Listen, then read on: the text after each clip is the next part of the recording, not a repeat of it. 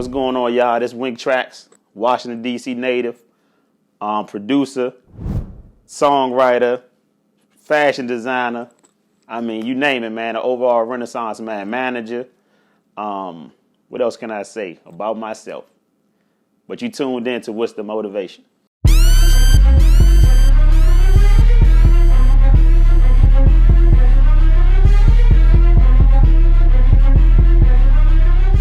What's going on, y'all? My name Wink Tracks. Born and raised in Washington, D.C., Northeast Uptown. You know, I've been around the city for a minute. I'm a producer, manager, artist, app developer, you know. Do a little bit with the pen, but I'm an overall Renaissance man, fashion designer, the whole nine. When did I fall in love with music? I would say really when I was around 10 years old, you know. I had a brother who was in the local go-go scene, you know, and that made me fall in love with music, you know. And then got a little older. I was playing with a band called LIB, Lethal Injection. And just being around people like Anwan Glover, you know, and things like that, opening up for Raw Image and things like that, that made me want to get more involved with the music. That's when I fell in love with music, you know. What got me into producing music? I would say myself, really, you know, because I had the people around me that were really into it, but I only had the go-go side. So once I started like listening to certain songs, like I was listening to like all kind of rap, you know, like Tribe Called Quest, a lot of different people like, you know, Outkast, you know, I would say Jay-Z and people like that. That's what really kind of made me want to get into music, because of all the music that I accumulated over the years, just in my playlist, that I just, you know, just sparked a, you know, interest for me. So that's what I would say about that, you know.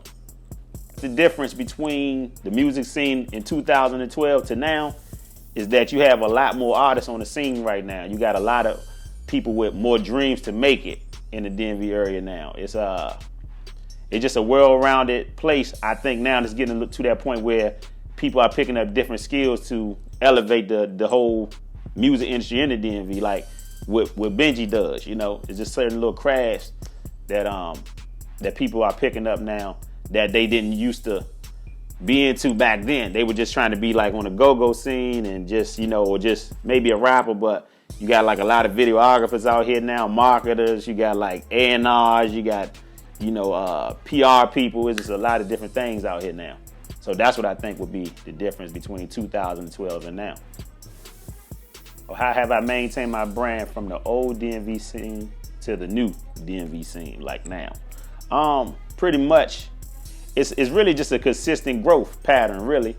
You gotta, you know, some brands, they just start off from nothing. You just continue to build it, you know what I mean? So,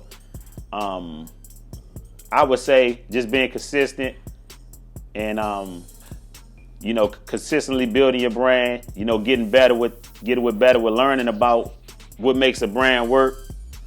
How do you stay relevant to people? You know, your content. I mean, it's a lot of different things that go into that. But more so, I would say just the content and just staying relevant, staying in the people's face, you know, making sure people see that you're growing and making sure you growing ultimately, you know, getting to the point where you want to be, getting to the place where you desire to be, you know.